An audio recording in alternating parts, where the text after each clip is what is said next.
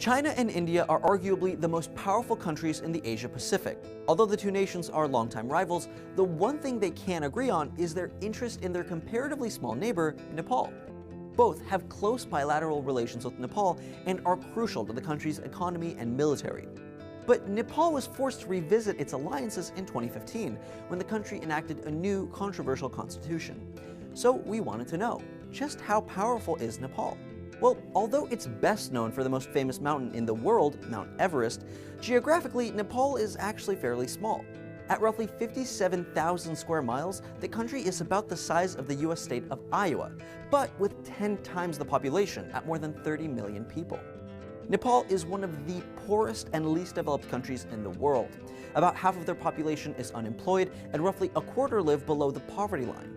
Its GDP of less than $20 billion means that per capita, the nation is on par with Rwanda. As a developing country, agriculture is the backbone of Nepal's economy, contributing to the livelihood of nearly 70% of the population. For the rest, Nepal relies on tourism and remittances, or people working overseas and sending their income back home. But revenue from both of these sources has plummeted since 2015, when two major earthquakes resulted in an estimated $10 billion in damage and more than 30,000 casualties.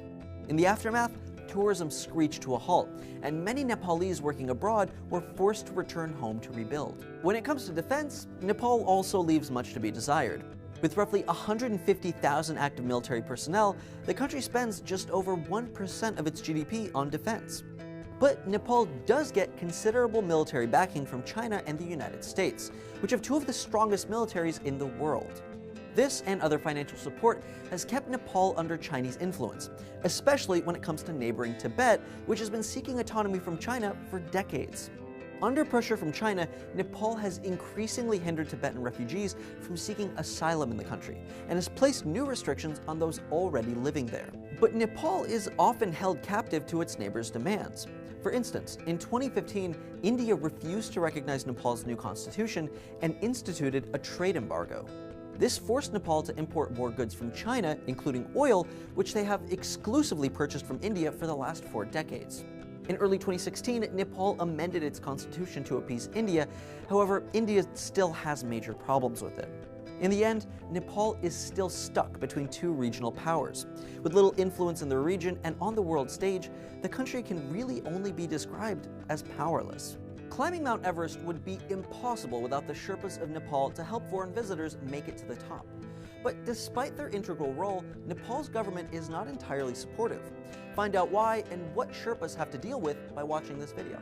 The desire to conquer Everest has been on the rise ever since Sherpa Tenzing Norgay and New Zealander Edmund Hillary first summited the peak in 1953.